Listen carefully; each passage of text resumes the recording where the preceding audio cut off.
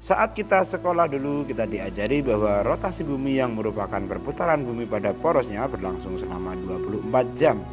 Hal itu juga yang mendasari penetapan waktu kita satu hari adalah 24 jam. Nyataannya, bumi menyelesaikan satu kali putaran 360 derajat dalam waktu 23 jam 56 menit. Bukankah itu mempunyai selisih 4 menit per hari? Seharusnya itu mempengaruhi waktu kita dalam satu hari. Karena selisih 4 menit dalam satu bulan saja, 4 menit kalau kita kalikan 30 hari maka kita akan berselisih 2 jam. Dalam 6 bulan selisihnya menjadi 12 jam. Dan dalam 1 tahun selisihnya akan ada 1 hari penuh. Tapi kita tidak menemukan 1 hari yang hilang itu. Lalu di mana 1 hari yang hilang itu? Lalu mengapa kita tetap menggunakan 24 jam dalam 1 hari dalam menentukan pilihan waktu? Sebenarnya ada 2 pilihan cara kita menentukan waktu dalam 1 hari. Perbedaan kedua jenis hari ini terletak pada pemilihan objek latar belakang mana yang akan digunakan sebagai dasar perbandingan rotasi bumi.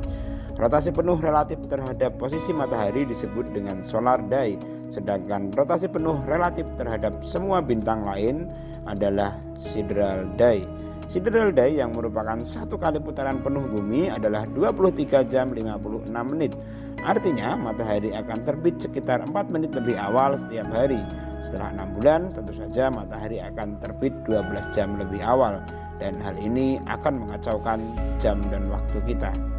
Sedangkan solar day yang memperhitungkan bumi kita yang mengelilingi matahari dalam orbit, maka solar day membutuhkan waktu 24 jam.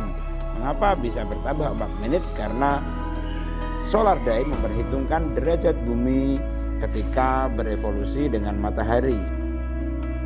Nah, bumi yang melakukan rotasi sehingga mengubah posisi permukaan bumi terhadap matahari, secara bersamaan bumi juga melakukan revolusi terhadap matahari. Karena bumi bergerak terhadap matahari, maka akan ada perubahan permukaan bumi yang menghadap matahari. Nah, waktu yang dibutuhkan bumi untuk berevolusi pada matahari adalah 365 derajat. Dan dalam 1 tahun kalender kita terdiri dari 365 hari. Maka dalam 1 hari akan ada pergeseran 1 derajat. Nah, 1 derajat inilah yang kemudian dikonversi menjadi 4 menit, yang menggenapkan waktu kita sehari semalam menjadi 24 jam. Nah, dari mana 1 derajat bisa dihitung 4 menit? Dan mengapa di Indonesia harus dilakukan pembagian 3 waktu? Akan kita bahas di video-video selanjutnya. Dan terima kasih sudah menonton.